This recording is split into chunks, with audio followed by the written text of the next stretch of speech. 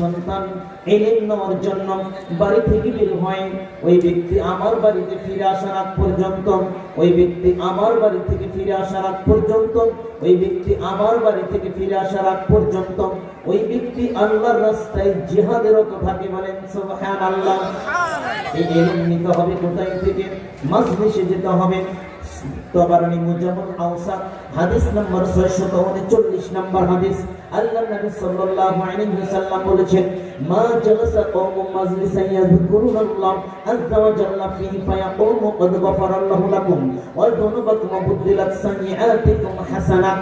আল্লাহর নবী বললেন, আমার উম্মতেরা যখন কোথাও একত্রিত হয় ইলম নেওয়ার জন্য, জিকিরের মাজলিসে যখন একত্রিত হয়, যেখানে আল্লাহকে স্মরণ করা হয়, যেখানে কোরআনের কথা হয়, যেখানে আল্লাহর নবীর উপর দরুদ পাঠ হয়, জিকিরের মাজলিসে যখন আমার কোন কওম, আমার কোন উম্মত একত্রিত হয়ে মহান রবকে স্মরণ করে, আল্লাহ তাদেরকে এত ভালোবাসেন, আল্লাহ তাদেরকে এত ভালোবাসেন।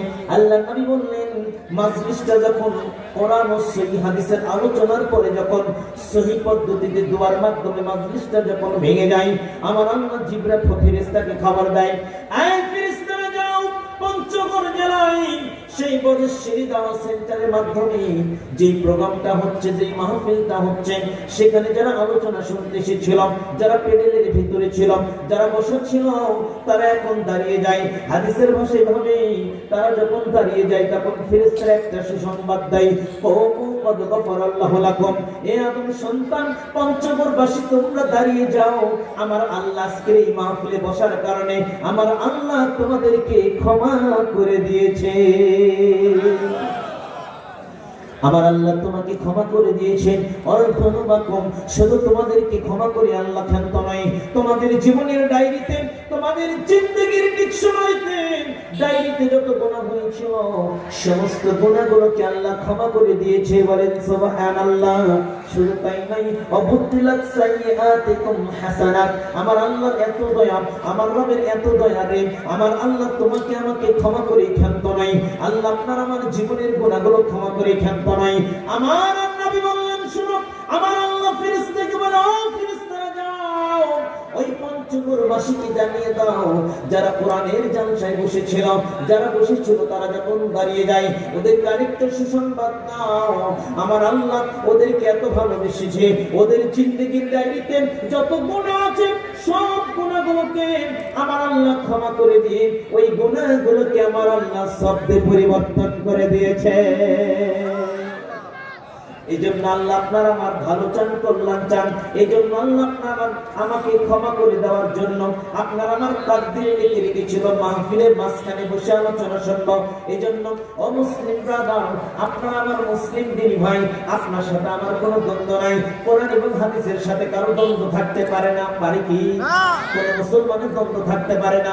শাফি হন, হাম্বলি হন, মালিকি হন, হানাফি হন, যে কোনো তরিকার হন না কেন, if you consider that you are a Muslim, you must follow the Holy Quran and say Sunnah. আপনি যদি নিজেকে মুসলিম দাবি করেন, আপনি যদি নিজেকে মুসলিম দাবি করেন, কোরআন এবং হাদিস আপনাকে শুনতেই হবে, মানতেই হবে। You must obey, you must follow, you must hear the Holy Quranul Karim and the say Sunnah. আপনাকে শুনতে হবে, মানতে হবে, বুঝতে হবে কোরআনুল কারীমের কথা, রাসূলের হাদিসের কথা। এজন্য আপনার দুটি পায়ে হাত দিয়ে বলুন, একটু সবাই বসে যাবেন ইনশাআল্লাহ। আপনি ওই সবটা নিতে চান, আপনার জিন্দেগীর সমস্ত গুনাহগুলোকে আল্লাহ ক্ষমা করে দিবে। বলেন সুবহানাল্লাহ।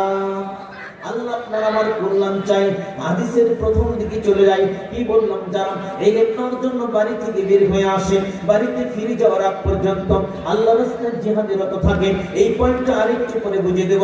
এখানে আরেকটা হাদিস বলতেছিলাম, যেটা মুসনাদ আহমদ 21208 নম্বর হাদিস। তাসরিফ ইবনে কাইস রাদিয়াল্লাহু তাআলা আনহু বলছেন, আমি আবু দারদার নিকটে বসে আছি দামেস্কের একটা মসজিদে। হঠাৎ করে একটা যুবক চলে আসলেন, এলোমেলো চুল, মাথার চুলগুলো জড়িয়ে এলোমেলো, অনেক পথ পাড়ি দিয়ে যুবক এসেছে। এসে বলছে, আবু দারদা ইন্নী জিতুকা মিন মাদিনাতুর রাসূল, আবু দারদা রে, আমি মদিনার শহর থেকে তোমার নিকটে এসেছি। মদিনা থেকে দামেস্কের দূরত্ব 900 কিলোমিটার। কত কিলোমিটার? কথা বলতে হবে, কত কিলোমিটার? 900 কিলোমিটার পথ পাড়ি দিয়ে এসেছি। হে আবু দারদা, আমি আল্লাহর রাসূলের হাদিস শোনার জন্য এসেছি। আন্নাকা তুহাদ্দিসু আন রাসূলিল্লাহি বলেন সাল্লাল্লাহু আলাইহি ওয়াসাল্লাম, আমি জানতে পেরেছি তুমি রাসূলের হাদিস বর্ণনা করো। আমি ব্যবসার কাজে আসি নাই, আমি কোনো রোগী দেখতে আসি নাই। হে আবু দারদা, 900 মাইল পথ পাড়ি দিয়ে নবীর একটা হাদিস শোনার জন্য আমি তোমার নিকটে এসেছি। আবু দারদা রে, নবীর একটা হাদিস তুমি আমাকে শুনিয়ে দাও, নবীর একটা হাদিস তুমি আমাকে শুনিয়ে দাও। যেমন প্রশ্ন কেমন জবাব দিচ্ছে আবু দারদা। আবু দারদা বলছেন, এ আগন্তুক যুবক, 900 মাইল পথ পাড়ি দিয়ে আল্লাহর নবীর হাদিস শুনতে এসেছো। তুমি যে পরিশ্রম করে বাড়ি থেকে বের হয়ে এসেছো, তোমার এই সম্পর্কে আল্লাহর নবী আমাকে জানিয়ে দিয়েছেন, মান সালাকা তরিকান ইয়াতলুবু ফীহি ইলমা ফালাকাল্লাহু তরিকান মিন তুরুকিল জান্নাহ। যে ব্যক্তি ইলম নেওয়ার জন্য বাড়ি থেকে বের হয়, রিকশায় যায় বা মোটরসাইকেলে যায়, হেঁটে যায় বা অথবা পায়ে হেঁটে যায় বা ভ্যানে চলে যায়, জিবাইতে যায়, যে কোনো ভাবে যে ব্যক্তি ইলম নেওয়ার জন্য ওই কোরআনের জালসায় যায়, সেখানে আদব সহকারে বসে পড়ে। আল্লাহ নবী বললেন, যে ব্যক্তি ইলম নেওয়ার জন্য বাড়ি থেকে বের হয়ে যায়, ওই ব্যক্তির জন্য আমার আল্লাহ জান্নাতের পথকে প্রশস্ত করে দেয়। এত আয়োজন, এত প্রয়োজন জান্নাত পাওয়ার জন্য। কথা বলেন ঠিক কিনা? আমরা এখানে এসেছি জান্নাত পাওয়ার জন্য না জাহান্নাম পাওয়ার জন্য? কথা বলতে হবে, জান্নাত না জাহান্নাম? জাহান্নাম না জান্নাত? সবাই কোথায় যেতে চায়? আরো জোরে বলেন, আরো জোরে বলেন, সাথে একটা দোয়া বলেন, বলেন আল্লাহুম্মা ইন্নী, বলেন আল্লাহুম্মা ইন্নী আসআলুকা জান্নাতুল ফিরদাউস, বলেন আল্লাহুম্মা ইন্নী আসআলুকা জান্নাতুল ফিরদাউস, আল্লাহুম্মা ইন্নী আসআলুকা জান্নাতুল ফিরদাউস। আল্লাহ আমাদেরকে কবুল করুক বলি আমিন। এত বড় মাহফিল, এত বড় প্রয়োজন, এত বড় আয়োজন, একটাই কামনা, ওই ওয়ার্ড জান্নাত বাই হোক আর হোক, যেভাবেই হোক না কেন আমরা জান্নাত দিতে চাই। আমি মুসলিম চিরনবীর জান্নাত পাওয়ার জন্য আমাকে প্রস্তুতি নিতে হবে। এই জন্য কবি বলেছেন, একটি জান্নাত আমার কাম্য, ঠিক না? যে জান্নাতের তরে নবী জিহাদ করেছেন অদম্য, সেই জান্নাত আমার কাম্য। চলবে চলবে, কোরআনের আলোচনা চলবে তো? ভয় আছে কি কোনো? আর ভয় নাই। বাংলার মাটিতে বুক ফুলিয়ে কথা বলা যাবে। কথা বলেন ঠিক কিনা? আয় মুসলিম দিনী ভাই, জান্নাত পাওয়ার জন্য কোরআনের জলসায় যেতে হয়। আল্লাহর নবী সাল্লাল্লাহু আলাইহি ওয়াসাল্লাম এই হাদিসটা মনোযোগ দিয়ে শুনেন। হাদিসটা সুনানুল তিরমিজির 2675 নম্বর হাদিস। আল্লাহর নবীর কাছে দুজন ব্যক্তি সম্পর্কে বলা হলো, জিবরিল আলী রাসূলুল্লাহ সাল্লাল্লাহু আলাইহি ওয়াসাল্লাম রাজুলানি আহাদুহুমা আবিদুন ওয়াল আখারু আলিমান। আল্লাহর নবীকে দুজন ব্যক্তি সম্পর্কে বলা হলো, ইয়া রাসূলুল্লাহ, আমাদের এলাকায় দুজন ব্যক্তি রয়েছে, একজন কোরআনের জলসায় যায়, কোরআন নিয়ে গবেষণা করে, একজন ইলম অর্জন করে, তাকে আলিম বলা হয়। যে ইলমকে অর্জন করে আবার বিতরণ করে।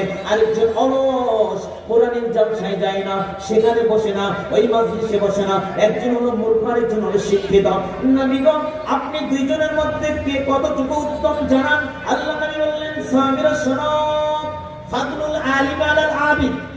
আমার সাহাবীরা শোনো, সাহাবীরা জেনে রেখো, তোমাদের চাইতে আমি নবীর মর্যাদা যেমন বেশি, মূর্খ মানুষের চাইতে ইলম অর্জনকারীর ব্যক্তির মর্যাদা আমার রবের নিকটে তার চেয়ে তেমনই বেশি। বলেন সুবহানাল্লাহ। আল্লাহ নবী হাদিস শেষ করলেন না, ثم قال إن الله تعالى وملائكته وأهل السماوات والأرض حتى النملة في جهورها وحتى الحوت لا يصلون على معلم الناس الخير।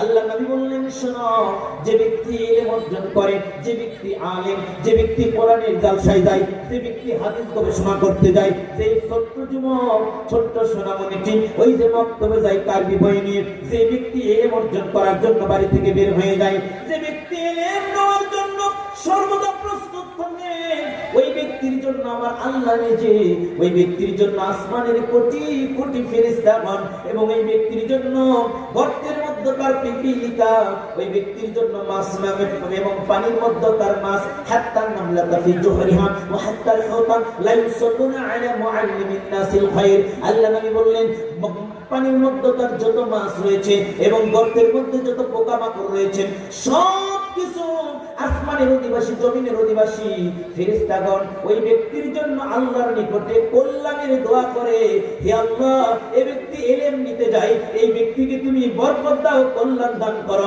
যে ব্যক্তি ইলম নিতে যায় না তার জন্য কোনো ফেরেশতা আল্লাহর নিকটে দোয়া করে না। এজন্য আমাদের জন্য ফেরেশতারা দোয়া করে, বলেন সুবহানাল্লাহ। প্রথম হাদিসটার দিকে চলে যাই।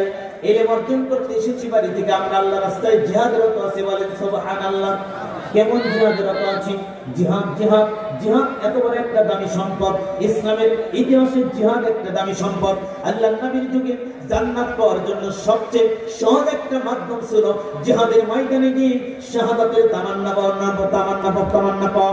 উহুদের ময়দানে নাকি উমাইদ বিন হুমাম, মুসলিমের হাদিস বলছিলাম, উমাইদ বিন হুমাম তাগড়া জবাব ওই জিহাদের ময়দানে এবার যখন বায়াত চলছিল আল্লাহর নবীর কাছে এসে বললেন, ইয়া রাসূলুল্লাহ, আমি এখন কোন কাজ করলে দ্রুত জান্নাত পাবো? জান্নাত যেতে চাই, আমি জান্নাত পেতে চাই। নবী বললেন, এই ছোট্ট যুবক, 12-13 বছরের যুবক উমাইদ বিন হুমাম, হে যুবক, তুমি যদি ইসলাম গ্রহণ করে জিহাদের ময়দানে গিয়ে তোমার জীবনটা বিলিয়ে দিতে পারো তাহলে তোমাকে জান্নাত দেওয়া হবে, তুমি জান্নাতের সুখে পানি পান করবে। এই কথা শোনা মাত্রই যুবকটা কালেমার বাণী পাঠ করলেন, আশহাদু আল্লা ইলাহা ইল্লাল্লাহু ওয়াহদাহু লা শারীকা লাহু ওয়া আশহাদু আন্না মুহাম্মাদান আবদুহু ওয়া রাসূলুহু। যুবক কালেমা শাহাদাত পাঠ করে নানা তলোয়ার নিয়ে খেজুর খাচ্ছিলেন, মুখের খেজুরগুলো ফেলে দিল, পকেটের খেজুরগুলো ফেলে দিয়ে যুবক জিহাদের ময়দানে চলে গেল। জিহাদ করতে করতে দেখা যায় বাপ সামনে দাঁড়িয়ে, বাপ জানে না সন্তান ইসলাম গ্রহণ করেছে। বাপ বলছে, এই আমার সন্তান, তুই মুহাম্মাদের দলে কেন? আমি ঈমান নিয়ে এসেছি, আমি জিহাদের ময়দানে চলে এসেছি, বাপ দাদার ধর্মে চলে আয়। আমি যাব না, এই তলোয়ার দিয়ে তোর মাথাটা আমি দ্বিখণ্ডিত করে দেব।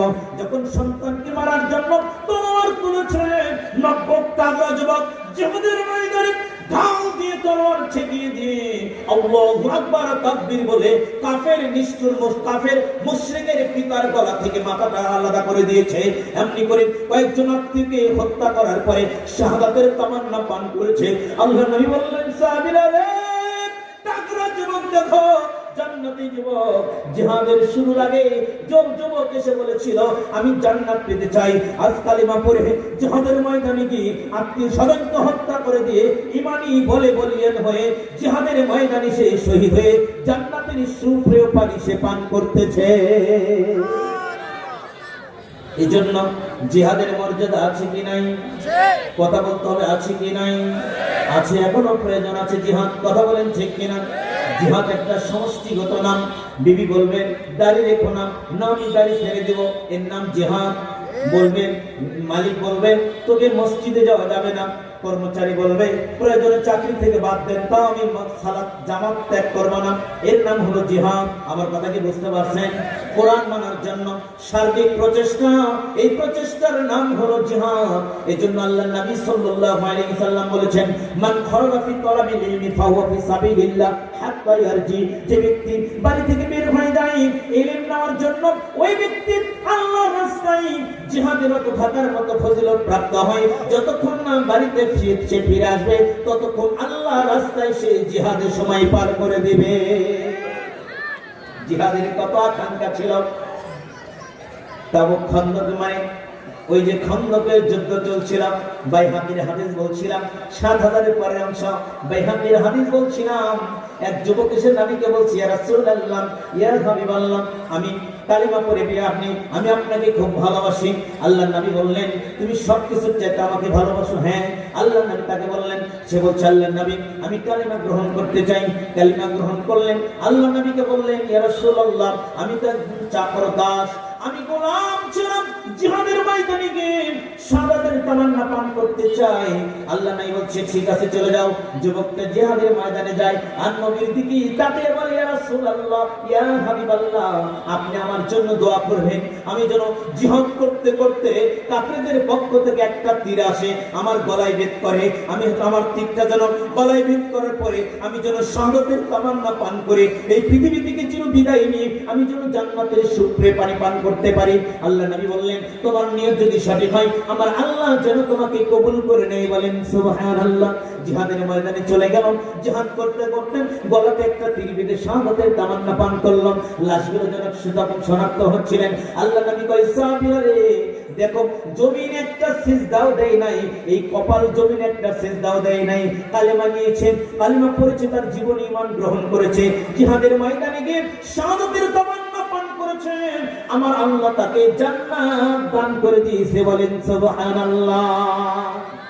এজন্য আমরা জিহাদের ময়দানে আসি, খুশি না বেজান? জোরে বলতে হবে, খুশি না বেজান? আল্লাহ ইচ্ছা করলেন আপনাকে আমাকে কবর পূজারীর ঘরে জন্ম দিতে পারতেন। আমার বাড়ি বগুড়া জেলা, ঢাকাতে আমি খুতবা দেই। বগুড়া জেলার আমার একটা জায়গার নাম আছে মহস্থানগড়, অনেকেই চিনেন অনেকেই চিনেন না।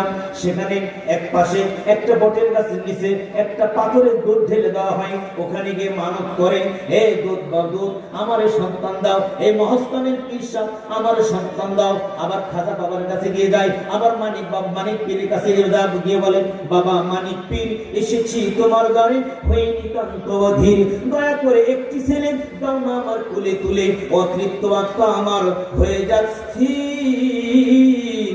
বাবা মানিক পীর, এসেছি তোমার দ্বারে, হয়ে নিতান্ত অধীর, দয়া করে একটি ছেলে দাও না আমার কোলে তুলে, অতৃপ্ত আত্মা আমার হয়ে যাক স্থির। বাবা মানিক পীর, এসেছি তোমার দ্বারে, হয়ে নিতান্ত অধীর, ছেলে কোলে হেঁটায় আসে, দিব তোমায় জোড়া খাসি। আবার ওরা মানত করে আসে, ছেলে যদি দাও আবার এখানে আসে জোড়া খাসি দিব মাজারে, ছেলে কোলে হেঁটে আসে, দিব তুমি জোড়া খাসি, তারই সঙ্গে খাওয়ায়া দিব এই মাজারের বড় যত নেংটা ফকির।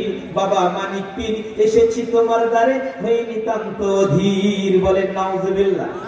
আল্লাহ এই কবর পূজারীর ঘরে আল্লাহ আপনাকে আমাকে জন্ম দিতে পারতেন, পারতেন কি পারতেন না? কথা বলেন, পারতেন কি পারতেন না? কবর পূজারীর ঘরে আমার আল্লাহ আপনাকে আমাকে জন্ম দিতে পারতেন, জন্ম দিতে পারতেন। সেই কাদিয়ানীদের ভেজাল কেমনে যারা খেয়েছে, কাদিয়ানীকে যারা কাফের বলবে না, ওরাও হলো কাফের। কাদিয়ানীর কয়েকটা ভ্রান্ত আকীদা, ওরা আমার নবীকে শেষ নবী মনে করে না, ওরা আমার নবীকে শেষ নবী মনে করে না। অথচ আমার আল্লাহ দেবহীন কণ্ঠে সূরা আহজাব 40 নম্বর আয়াত আমার আল্লাহ জানিয়ে দিয়েছেন, নিশ্চয় আমার নবী হলেন, হে নবী তুমি বলে দাও, তুমি হলেন আখির নবী, শেষ পয়গম্বর। আল্লাহর নবীর পরে আর কোন নবী পৃথিবীতে আসবে না। খতামুন নবীন, খতম দুটো শব্দ বোঝায়, একটা সর্বশেষ, আরেকটা খতম মানে আংটি বোঝায়। ওই কাদিয়ানীরা ব্যাখ্যা করলো খতামুন নবীন মানে আংটি পরা নবী, শেষ নবী নয়। এজন্য তারা গোলাম মোহাম্মদ কাদিয়ানীকে শেষ নবী মনে করে। বলেন নাউজুবিল্লাহ। যেই গোলাম মোহাম্মদ কাদিয়ানী পায়খানার মধ্যে যার মরণ হয়েছিল, আল্লাহ ইচ্ছা করলো আপনাকে এই ভণ্ড এই গ্রুপের মধ্যে আপনাকে আমাকে জন্ম দিতে পারতেন, পারতেন না? কথা বলেন, পারতেন না? সেখান থেকে আল্লাহ আপনাকে আমাকে মুক্ত করেছেন। এদের আরেকটা ভণ্ড আকীদা হলো, এরা গোলাম মোহাম্মদ কাদিয়ানীকে এরা মনে করে মসিহ মাউউদ, তার মানে ঈসা আলাইহিস সালাম, যেভাবে আল্লাহ থেকে উঠিয়ে নিয়েছেন, এরা মনে করে যে আমাদের গোলাম মোহাম্মদ কাদিয়ানী আবার পৃথিবীতে আগমন করবে। বলেন নাউজুবিল্লাহ। এরকম করে যত ভ্রান্ত আকীদা রয়েছে, এরা আরো মনে করে জিহাদের প্রকৃত অর্থকে তারা বিকৃত করেছেন। তাদের মধ্যে মির্জা গোলাম মোহাম্মদ কাদিয়ানী বলেছে জিহাদের সময় পার হয়ে গেছে, এখন তলোয়ার নয় কালেমার মাধ্যমে দাওয়াত দিতে হবে, জিহাদ করা যাবে না। এজন্য ব্রিটিশ শাসকদের আনুগত্য করা সে ফরজ মনে করেছিল। বলেন নাউজুবিল্লাহ। এজন্য জিহাদের কাদিয়ানীদের কথা মানা যাবে না। আল্লাহর পরে মুসলমানদেরকে অবিশ্বাসী বলা হয়। এইরকম ভ্রান্ত কাদিয়ানী থেকে, যেই রব আপনাকে আমাকে মুশরিক কাদিয়ানী থেকে, কবর পূজারী থেকে, মাজার পূজারী থেকে, যাবতীয় ভ্রান্ত সব তরিকা থেকে আমার আল্লাহ আপনাকে আমাকে কোরআন এবং হাদিস মানার সুযোগ করে দিয়েছেন। সেই রবের প্রশংসা করে অন্তর থেকে বলি আলহামদুলিল্লাহ। দরুদ ও সালাম বর্ষিত হোক পৃথিবীর সর্বশ্রেষ্ঠ মানব যেই নবী আপনার আমার জন্য কাল কঠিন কিয়ামতের ময়দানে সুপারিশ করার অনুমতি পাবেন, যেই নবী পাবেন আপনাকে আমাকে আল্লাহর কাছে কথা বলে সুপারিশ করে নিয়ে যাবেন, সেই মুহাম্মদ ছাড়া কেউ সুপারিশ করার ক্ষমতা পাবে না। পাবে না ঈসা কালিমুল্লাহ, পাবে না সুলাইমান আলাইহিস সালাম, পাবে না ইব্রাহিম খলিলুল নবী জলিলুল কদর নবী ইব্রাহিম আলাইহিস সালাম কিয়ামতের ময়দানে আল্লাহর কাছে সুপারিশ করার কোনো অনুমতি পাবে না। only one person who is the prophet হযরত মুহাম্মদ সাল্লাল্লাহু আলাইহি ওয়াসাল্লাম can speak for us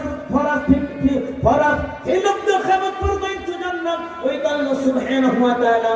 আল্লাহর সামনে দাঁড়িয়ে একমাত্র ব্যক্তি কথা বলার অনুমতি পাবেন, তিনি হলেন হযরত মুহাম্মদ বলেন সাল্লাল্লাহু আলাইহি ওয়াসাল্লাম। কত ভ্রান্ত, কত নেতা বলে আমাদের পীর সাহেব আমাদেরকে জান্নাতে নিয়ে যাবে, বলেন নাউজুবিল্লাহ। পীরের কোনো খবর কিয়ামতের দিন আছে? কথা বলেন, পীরের কোনো খবর কিয়ামতের দিন আছে? যে পীর সাহেব দুনিয়াতে কিছু করতে পারে না, তাই আখিরাতেও কিছু করতে পারবে না। এজন্য পীরের মুরিদ হওয়া যাবে না।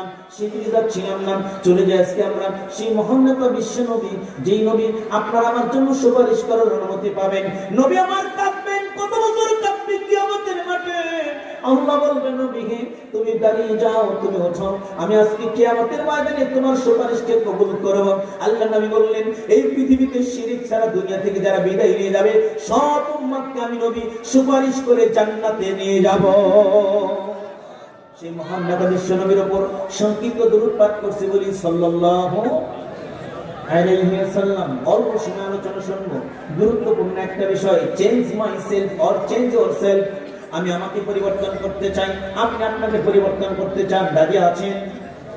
আপনি আমি ভুলের মধ্যে আছি। কুল্লু বানি আদম খাত্তাউ ওয়া খায়রুল খাত্তাইনা তাওয়াবুন। তিরমিজি 2499 নম্বর হাদিস।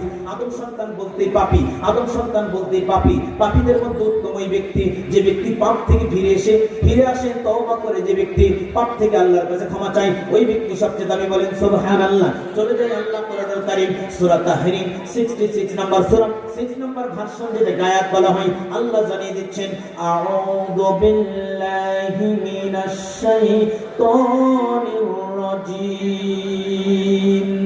ইয়া আইয়ুহাল্লাযীনা আমানু কু আনফুসাকুম ওয়া আহলিকুম নারা ওয়া কুদুহান الناس والحجارة। আল্লাহ সুবহানাহু ওয়া তাআলা পবিত্র কোরআন কারীমের মধ্যে বললেন, হে পৃথিবীর বান্দা আমার শোনো, হে পৃথিবীর ইমানদারেরা, যারা তোমরা ঈমান নিয়ে এসেছো, তোমাদেরকে আমি একটা বিচার জানি, তোমাদেরকে একটা ফাইট, তোমাদের একটা আদেশ করতেছি। O you who believe protect yourself from the fire. আমার বিশ্বাসীরা, যারা তোমরা আমাকে বিশ্বাস করো, সেই জাহান্নামের আগুন থেকে তুমি নিজেকে সেভ করো। Save yourself, protect the fire. ও ফুয়েল স্টোন এন্ড পিপল, যার জ্বালানি হবে আগুন এবং পানি, যার জ্বালানি হবে আগুন এবং পানি, সেই জাহান্নাম থেকে নিজেকে বাঁচাও, জাহান্নাম থেকে নিজেকে বাঁচাও। বাঁচতে হবে নিজেকে। কিয়ামতের কঠিন দিনে কেউ আপনার সুপারিশ আসবে না, কেউ আপনার সামনে আসবে না, কেউ আপনার পেছনে আসবে না। সন্তান যেই বাপ 9 মাস 10 দিন পেটে রেখেছিল সন্তানকে, যেই বাবা তিল করে সন্তানটাকে মানুষ করেছিল, আমার আল্লাহ বলছেন ইয়াউমা ইয়াফিরুল মারউ মিন আখি ওয়া উম্মিহি ওয়া আবি ওয়া সাহিবাতিহি ওয়া বানি। সেদিন মা তার সন্তান ছেড়ে পালাবে, সন্তান তার মা ছেড়ে পালাবে, ভাই তার বোন ছেড়ে পালাবে, বোন তার ভাইকে ছেড়ে পালাবে। কিয়ামতের ময়দান এত ভয়াবহ, এত বিভীষিকাময় দৃশ্য হবে। কিয়ামতের ওই ময়দান, সেদিন কেউ আপনাকে চিনবার জন্য আল্লাহ ডাক দিয়েছে, ইয়া আইয়ুহাল্লাযীনা আমানু কু আনফুসাকুম ওয়া আহলিকুম নারা ওয়া কুদুহান নাস ওয়াল হিজারা। হে পৃথিবীর বান্দারা, যারা তোমরা নিজেকে ঈমানদার দাবি করো, আমি আল্লাহকে মানো, নিজেকে জাহান্নামের আগুন থেকে বাঁচাও। এইজন্য আমাদের উচিত হবে নিজেকে জাহান্নামের আগুন থেকে বাঁচানোর জন্য কিভাবে বাঁচাবো, চলে যাই সূরা আশ-শামসের ভিতরে আল্লাহ বলছেন, ক্বাদ আফলাহা মান যাক্কাহা ওয়া ক্বাদ খাবা মান দাসসাহা। আমার আল্লাহ জানিয়ে দিচ্ছেন, যারা নিজেরই আত্মাকে পাপ থেকে মুক্ত করতে পেরেছে, যারা নিজের দেহকে পাপ থেকে মুক্ত করতে পেরেছে, ওরাই হলো সফল কাম, ওরাই হলো সফল কাম। এই 3.5 হাত বডির মধ্যে যে ব্যক্তি ইসলাম প্রতিষ্ঠিত করতে পেরেছেন, যে ব্যক্তি নিজেকে জান্নাতি বলে মানে প্রমাণিত করতে পেরেছেন, যাবতীয় পাপ অন্যায় অত্যাচার জুলুম নির্যাতন থেকে যে ব্যক্তি নিজেকে রক্ষা করেছেন, ওই ব্যক্তি হলো সফল কাম। এই জন্য সংক্ষিপ্ত সময় আমরা আজকে নিজেকে পরিবর্তন করব। কিভাবে নিজেকে পরিবর্তন করব? আমাদের পাপগুলো বর্জন করার মাধ্যমে নিজেকে পরিবর্তন করব ইনশাআল্লাহ। আল্লাহ জানিয়ে দিচ্ছেন, শোনো 25 নম্বর সূরা, আয়াত নাম্বার হলো 70, সূরা ফুরকানের মধ্যে আল্লাহ জানাচ্ছেন, আউযু বিল্লাহি মিনাশ শাইতানির রাজিম ইল্লা মান তাবা ওয়া মান আমিলা আমালান সালিহা। আমার আল্লাহ বলছেন, যারা ভুলটা বোঝার পরে, পাপগুলোকে বোঝার পরে আমি পাপী থাকবো না, এই সেন্সটা নিজের ভেতরে নেওয়ার পরে যে ব্যক্তি তওবা করে ফিরে আসে পাপ থেকে, আমার আল্লাহ বলছেন ওই ব্যক্তি তওবা যখন করে, পাপ থেকে পরিমাণটা সঠিক করে, আমলে সালেহ করে, আমি আল্লাহ তার জিন্দেগীর ডায়েরিতে যত গুনাহ আছে সমস্ত গুনাহগুলোকে আমি আল্লাহ ক্ষমা করে দিয়ে ওই গুনাহগুলোকে আমি আল্লাহ সবে পরিবর্তন করে দিব। এজন্য আমরা গুনাহ থেকে বাঁচতে চাই। প্রথমে আমরা যে গুনাহটা সম্পর্কে আমরা আলোচনা করব, আধুনিক যুগে, বর্তমান যুগে সবচেয়ে পাপের কারণে মানুষ বেশি জাহান্নামে যাবে। আধুনিক যুগে যে পাপের কারণে আমরা জাহান্নামেও যাবে মানুষ, এবং যে পাপের কারণে আল্লাহ দুনিয়াতে গজব বর্ষণ করে, তার মধ্যে একটা হলো জিনা ব্যভিচার। জিনা ব্যভিচারের মধ্যে একটা প্রকার হলো সমকামিতা, এরপর আরেকটা প্রকার হলো যে ট্রান্সজেন্ডার, নারী মেয়ের সাথে মানে নারী পুরুষ সাজা, পুরুষ নারী সাজা, ছেলে জিনা ব্যভিচার করা, মেয়ে জিনা ব্যভিচার করা, ছেলে হয়ে পশুর সাথে জিনা ব্যভিচার করা কঠিন একটা পাপ। চলে যে আমার আল্লাহ সুবহানাহু ওয়া তাআলা পবিত্র কোরআনুল কারীমের ভিতরে কি জানাচ্ছেন? সূরাতুল আনআম আয়াত নাম্বার 151 নম্বর আয়াত 6 নম্বর সূরা আল্লাহ জানাচ্ছেন, আউযু বিল্লাহি মিনাশ শাইতানির রাজীম ওয়ালা তাকরাবুল ফাওয়াহিশ মা জহরা মিনহা ওয়া মা বাতন। আল্লাহ বললেন, শোনো পৃথিবীর মানুষরে, গোপনে হোক প্রকাশ্যে হোক, তোমরা অশ্লীল কাজের কাছে যায় না। অশ্লীলতা যেই কাজটা খারাপ কাজ, ফাওয়াহিশ যে বোঝানো হয়েছে, নোংরা যেই কাজগুলো, সেই কাজের নিকটে যেও না, গোপনে এবং প্রকাশ্যে। আল্লাহ আরো জানিয়ে দিচ্ছেন সূরা বানী ইসরাঈল 32 নম্বর আয়াত 17 নম্বর সূরা আল্লাহ বলছেন, ওয়ালা তাকরাবুজ জিনা ইন্নাহু কানা ফাহিশাতান ওয়া সাআ সাবিলা। আল্লাহ বললেন, হে আমার বান্দারা শোনো, তোমরা জিনার ধারে কাছেও যেও না, তোমরা জিনার ধারে কাছেও যেও না। চোখেতে মানে আল্লাহ নবী আরো বললেন, শোনো আমার আদম সন্তানকে জিনার একটা পাপ লিখে দেওয়া হয়েছে। তার মানে চোখের পাপ হলো চোখ দিয়ে কোনো নারীকে দেখা, হাতের পাপ হলো হাত দিয়ে ধরা, কানের পাপ হলো কানের মধ্যে হেডফোন লাগিয়ে দিয়ে নারীর সঙ্গে প্রেম বিনিময় করা, বেগানা নারীর সঙ্গে, এর নাম হলো কানের জিনা। অন্তরের জিনা হলো অন্তরে কল্পনা করা, আর অন্তরের জিনা হলো অন্তরে কল্পনা করা। আল্লাহ নবী বললেন, শুনো সহিহ তারহিবের 2390 নম্বর হাদিস, আল্লাহ নবী বলছেন, আব্দুল্লাহ বিন যায়েদ রাদিয়াল্লাহু তাআলা বর্ণনা করেছেন, নবী বলেছেন, না'য়াল আরব ইন্না আখাফা মা খাফা আলাইকুমুজ জিনা ওয়াশ শাহাওয়াত ওয়াল খাফিয়া। হে আমার আরবগণ, আরবের মরণ, তোমরা শোনো, আমি নবী সবচেয়ে বেশি ভয় পাই জিনা ব্যভিচার থেকে, অশ্লীলতা থেকে, এবং আমি নবী সবচেয়ে বেশি ভয় পাই গুপ্ত কুপ্রবৃত্তি থেকে, জিনা ব্যভিচার থেকে। কেন নবী ভয় পাই? অনেক দামি একটা হাদিস, যে হাদিসের বাবের সঙ্গে মনে হচ্ছে আজকে আলেম সমাজ জড়িত, আজকে হুজুর জড়িত, আজকে শিক্ষক জড়িত, আজকে শিক্ষিকা জড়িত, যে পাপের সঙ্গে অনেক হাজি মানুষ জড়িত। আছে কি নাই? কথা বলতে হবে, আছে কি নাই? আলোচনা শুরুতে একটা কথা বলতে ভুলে গেছি, আমরা এখানে আসছি গুনাহগুলোকে মোচন করার জন্য। কথা বলেন ঠিক কিনা? আমরা এখানে আছি জান্নাত পাওয়ার জন্য। কথা বলেন ঠিক কিনা? আলোচনার মধ্যে যদি কোনো বিষয়, যদি কোনো ভুল আপনার জীবনে থেকে যায়, তাহলে কি আপনি নিজেকে সংশোধন করতে চান না ভাই? নিজেকে জান্নাত নিয়ে যেতে চান না? তাহলে আলোচনার মধ্যে যদি কোনো ভুল আমরা ধরা পড়ি নিজের জীবনে, তাহলে আমরা কি সেটাকে পরিবর্তন করব না? ভুলটা ছেড়ে দেবো তো ইনশাআল্লাহ? সেই নিয়ত আছে? ভুল ছেড়ে দিয়ে ভালোটা মানবো, এই নিয়ত আছে? দুহাত তুলে দেখাতে হবে, দুহাত তোলেন, লিল্লাহে তাকবীর, লিল্লাহে তাকবীর, লিল্লাহে তাকবীর। আবার চলে যাই একটা দামি হাদিস, আজ থেকে 1500 বছর আগে হাদিস নাজিল হয়েছে। মনে হচ্ছে যে আজকে রাতে আল্লাহ নবী হাদিসটা দিয়ে গেলেন জিবরাইলের মাধ্যমে, এটা মনে হচ্ছে। কেন? বর্তমান পাপের সঙ্গে হাদিস ইবনে মাজাহ 4245 নম্বর হাদিস আন সাওবান মাওলা রাদিয়াল্লাহু তাআলা আনহু قال قال رسول الله বলেন না সাল্লাল্লাহু আলাইহি ওয়াসাল্লাম উলফিয়ানা আকওয়ামান মিন উম্মতি ইয়াতুনা ইয়াওমাল কিয়ামাহ বিহাসানাতি জিবালি তিহা বিহাসানাতি আমসালি জিবালি তিহামা ফায়াজআলুহা আল্লাহু হাবা'আম মানসুরা।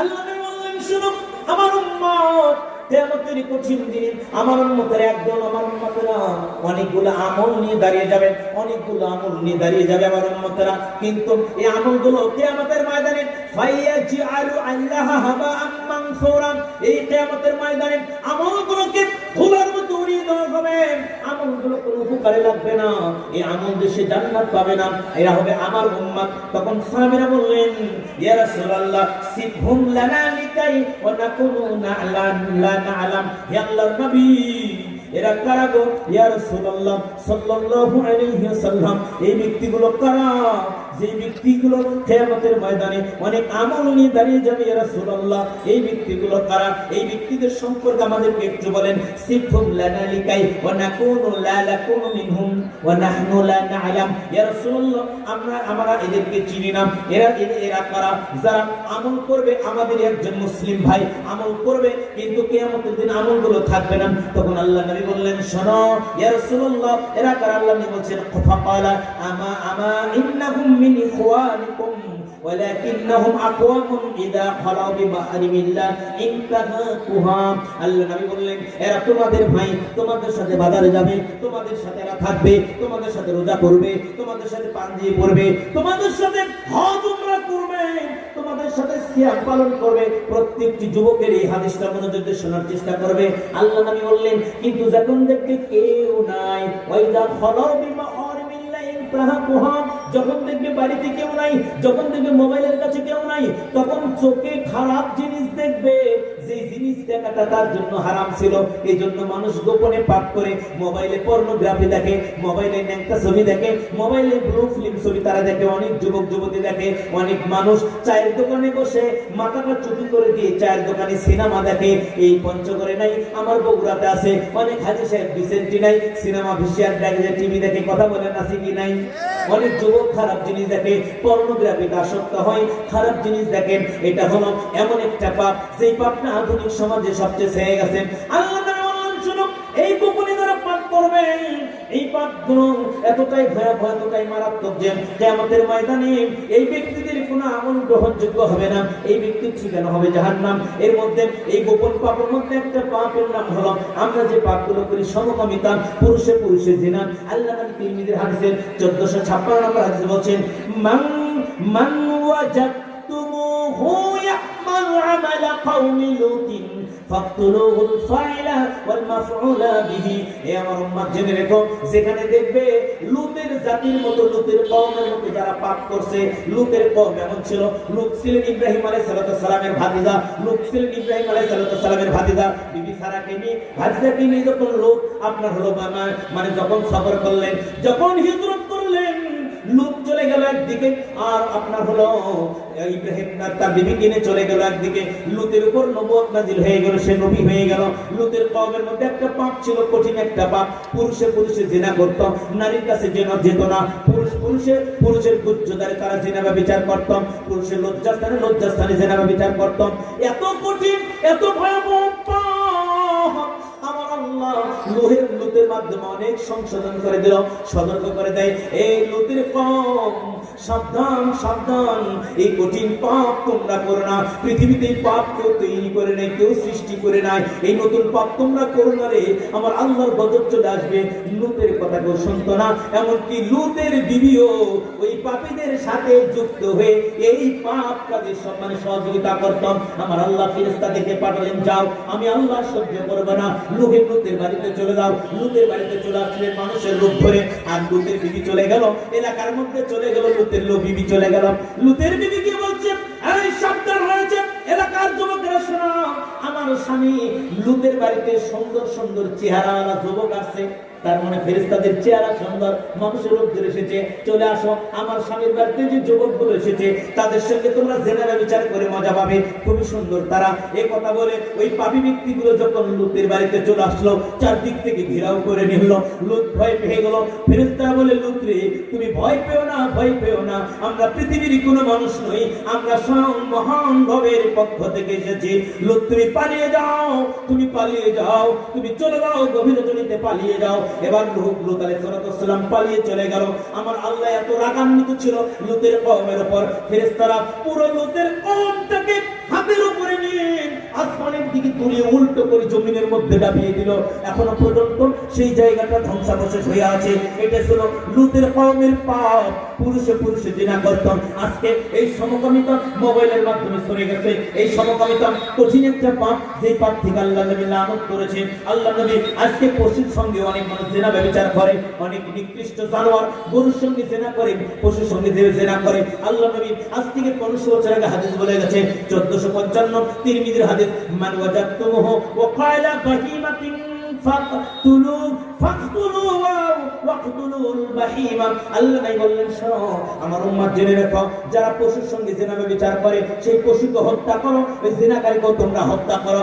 যারা পুরুষে পুরুষে জিনা করবে দুইজনকে তোমরা হত্যা করে ফেলো। তার মানে কঠিন নিকৃষ্ট একটা পাপের নাম হলো পুরুষে পুরুষে জিনা ব্যভিচার করা। এরপরে মানে লিঙ্গ পরিবর্তন করা। এই যে আমাদের সমাজে একটা ওই যে ঢাকাতে কিছু মহিলা দাবি করলো, ট্রান্সজেন্ডার দাবি নিয়েছে, মেয়ের সঙ্গে মেয়ের বিবাহ দিবে, ছেলের সঙ্গে ছেলের বিবাহ দিবে, মেয়ে ছেলেকে মেয়েকে বিবাহ করবে তো দূরের কথা, ছেলে একটা ছেলেকে বিবাহ করবে তো দূরের কথা। হাদিসগুলো বলার সুযোগ হচ্ছিল না। সম্মানিত দিনী ভাই, আল্লাহ নবী বলে দিয়েছেন, শোনো সাবধান সাবধান, আমার আল্লাহ ওই ব্যক্তির উপর লানত করে অভিশাপ করে যে ব্যক্তি পুরুষে নারীর জুতা পরে, যে ব্যক্তি পুরুষে নারীর জামা পরিধান করে, আর যে নারী হয়ে পুরুষের গেঞ্জি পরে, পুরুষের প্যান্ট পরে, পুরুষের জুতা পরে, পুরুষের টি শার্ট পরে, পুরুষের শার্ট পরে, এই নারীর উপর আমার আল্লাহ আসমান থেকে অভিসন্তান করে, লানত বর্ষণ করে। কিন্তু আজকে আপনার আমার নাতি নাতনি, আপনার মেয়েগুলো আজকে টি শার্ট পরে ঘোরায়, ডিজিটাল দেশ যোগ। হাইরে ভাই, ওই যে জুতার দোকানে যাই, নারীর জুতা না পুরুষের জুতা আছে না যায় না? নারীরা পুরুষের জুতা ব্যবহার করে, কথা বলেন ঠিক কিনা? নারীরা জিন্সের প্যান্ট ব্যবহার করে, আছে কি নাই? পঞ্চগড়ে মনে হয় জিন্সের প্যান্ট পরা নারী নাই, নারী নাই। এটা হলো ট্রান্সজেন্ডার। আল্লাহ নবী সাল্লাল্লাহু আলাইহি ওয়াসাল্লাম বললেন, শোনো আমার উম্মত, আল্লাহ লানত বর্ষণ করে, লানাল্লাহু মুতাশাব্বিহিনা মিনার রিজালি বিন-নিসাই ওয়াল মুতাশাব্বিহাতি মিনান নিসাই বির-রিজালি।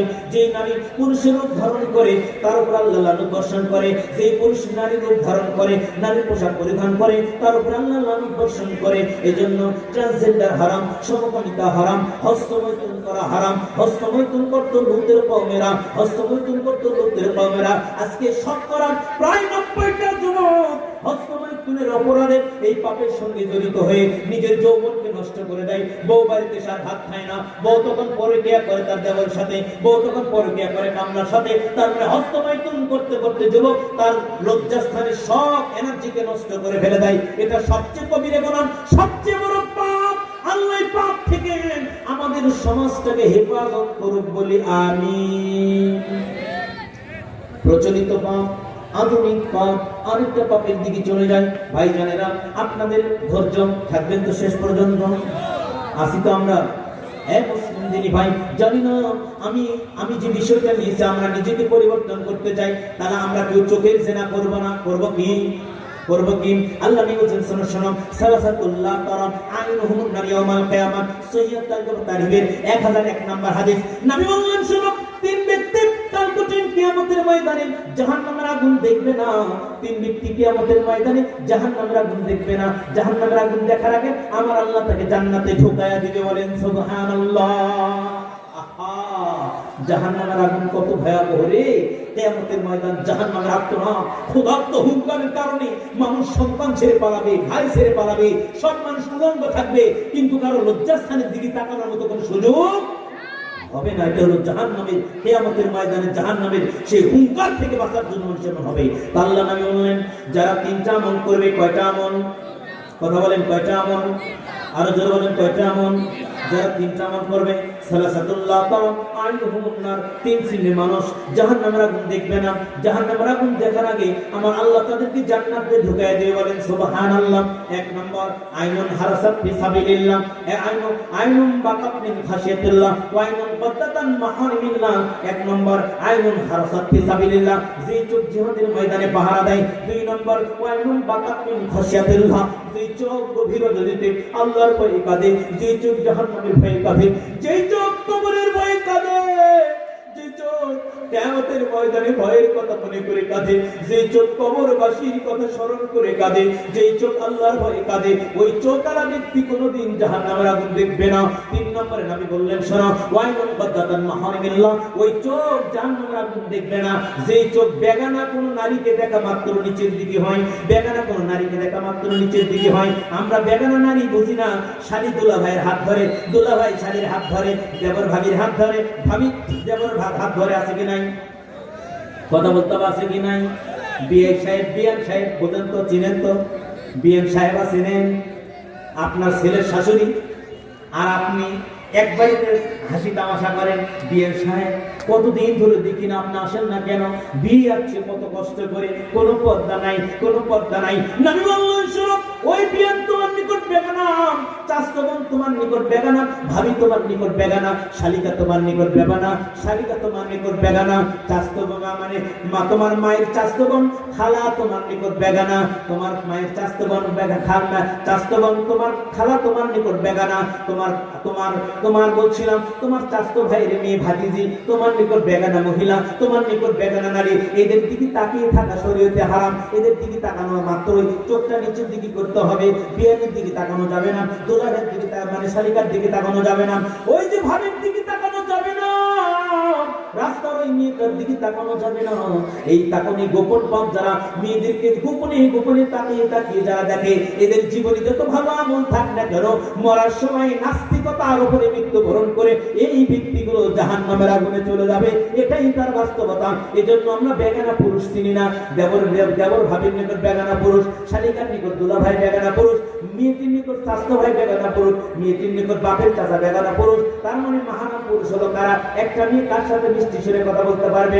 এই মহিলা তোমাদেরকে বলছি, মনোযোগ দিয়ে শোনো।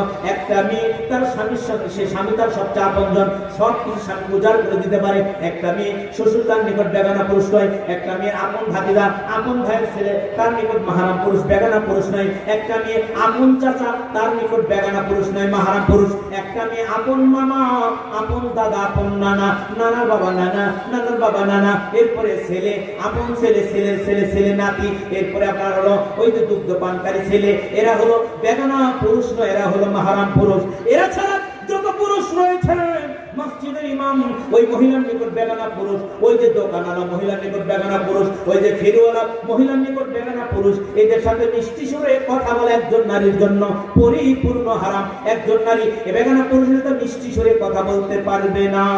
আমি কি বোঝাতে পারছিলাম না? আল্লাহ নবী বললেন শোনো, সালাসাতুল্লাহ তারাফ আইহুমুন নার ইয়াউমাল কিয়ামা, যে ব্যক্তি কিয়ামতের ময়দানে জাহান্নামের আগুন থেকে মুক্তি পেতে চায়, ওই ব্যক্তি যেন কিয়ামতের ওই কঠিন দিনে ওই ব্যক্তি যেন দুনিয়ার জীবনে বেগানা কোনো নারীকে দেখা মাত্র নিচের দিকে হয়।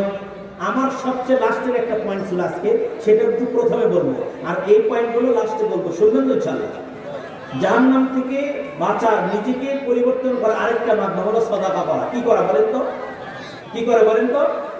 সদাকা করা। ভাই কেউ উঠবেন না ইনশাআল্লাহ। আমার আলোচনা আমি নির্ধারিত টাইমে শেষ করবো। কর্তৃপক্ষ অনেক খরচ, 5টা মিনিট একটু আমরা সদাকার জন্য সময় দিতে পারবেন ইনশাআল্লাহ? দিতে পারবেন ইনশাআল্লাহ?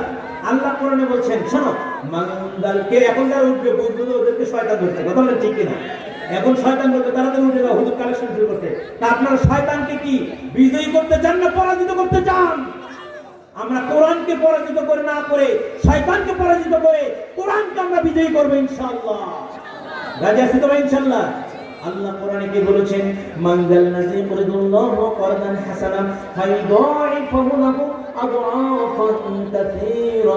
এই আমার উম্মাহ, আমার বান্দারা শোনো, কে আছে তোমাদের মধ্যে আমি আল্লাহর পথে ব্যয় করবে? আমি আল্লাহ ওয়াদা দিয়ে দিলাম, আমি আল্লাহর পথে যারা ব্যয় করে দান করে, আমি আল্লাহকে যারা ঋণ দেয়, আমি আল্লাহ তাদের জীবনে আরো সম্পদ বাড়িয়ে দেই। বলেন সুবহানাল্লাহ। আল্লাহ বলেন ফি ইবনাদাম ফি কালাই, বুখারী 5352 নম্বর হাদিস, 2355 মুসলিমের হাদিস। নবী বলেছেন, আল্লাহ বলেছেন আদম সন্তান তোমরা আমার পথে ব্যয় করো, আমি আল্লাহ তোমাদের জন্য ব্যয় করব আসমান থেকে। বলেন সুবহানাল্লাহ। নাই বলেন সাদাকাতুস সিররি তুফি কদাবার রাব্বি, নিশ্চয় দান আল্লাহ বান্দার উপর থেকে রাগটাকে নিভিয়ে নেয়। এরপর নাই বলেন ইন্না সাদাকাতা লা তুফিল খাতিয়াতান কামা ইউফিল মা'আন নার, পানি যেভাবে আগুনকে নিভে ঠান্ডা করে দেয়, আপনার জীবনের 10 টাকা 20 টাকা 100 টাকা দান আপনার জিন্দেগীর সব পাপগুলোকে মুছে কেমন করে ঠান্ডা করে দেয়। বলেন সুবহানাল্লাহ। এরপর নবী বলেছেন শোনো, ইত্তাকুন নার ওয়ালাউ বিশিক্কিত তামরা, আমার উম্মত রে, জাহান্নামের আগুন থেকে তোমরা নিজেকে বাঁচাও, প্রয়োজনে একটা খেজুরের আটি হলো তোমরা দান করো, খেজুরের আটি সমতুল্য হলে তোমরা দান করে জাহান্নামের আগুন থেকে তোমরা বাঁচাও। ভাই